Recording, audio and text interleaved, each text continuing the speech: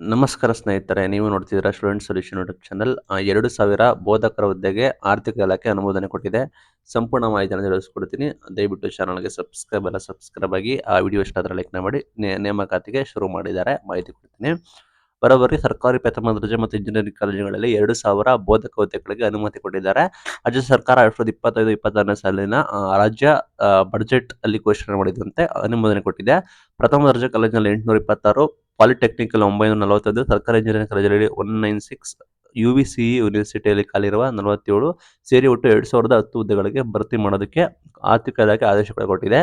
ಪಾಲಿಟೆಕ್ನಿಕಲ್ಲಿ ವಿನೂತನ ಕೋರ್ಸ್ ಕೂಡ ಅಭಿವೃದ್ಧಿಪಡಿಸಿದ ಕಾರಣ ಮತ್ತೆ ಇಂಜಿನಿಯರಿಂಗ್ ಕಾಲೇಜುಗಳಲ್ಲಿ ಬೋಧಕ ಹುದ್ದೆಗಳಿಗೆ ಆದ್ಯತೆ ನೀಡಲಾಗಿದೆ. ಪ್ರಥಮ ದರ್ಜೆ ಕಾಲೇಜುಗಳಲ್ಲಿ ಅತಿಥಿ ಉಪನ್ಯಾಸಕರಿಂದಲೇ ನಡೆಯುತ್ತಿರೋ ಕಾರಣ ಮೊದಲು ಆದ್ಯತೆ ನೀಡಿದೀವಿ ಅಂತೇಳಿ MC ಸುಧಾಕರ್ ಅವರು ಹೇಳಿದ್ದಾರೆ. ಅದರ ಬಗ್ಗೆ ನಿಮಗೆ ಅನುಮೋದನೆ ಕೂಡ ಅಫಿಷಿಯಲ್ ನೋಟಿಫಿಕೇಶನ್ ಕೂಡ ಆಗಿದೆ, ಕಡತ ಕೂಡ ಘೋಷಣೆ ಮಾಡಿದ್ದಾರೆ. ಪ್ರಥಮ ದರ್ಜೆ ಕಾಲೇಜು 826, ಪಾಲಿಟೆಕ್ನಿಕ್ 941, ಸರ್ಕಾರಿ ಇಂಜಿನಿಯರಿಂಗ್ ಕಾಲೇಜ್ 186, UVC 47, ಇಲ್ಲಿ 2000 ಅಂತ ಮೆನ್ಷನ್ ಕೂಡ ಮಾಡಿದ್ದಾರೆ. ಒಟ್ಟು UVC ಎಲ್ಲ ಸೇರಿಸಿ ಬರೋಬ್ಬರಿ ಅಂದಾಜು 2010 ಹುದ್ದೆಗಳಿಗಿದೆ.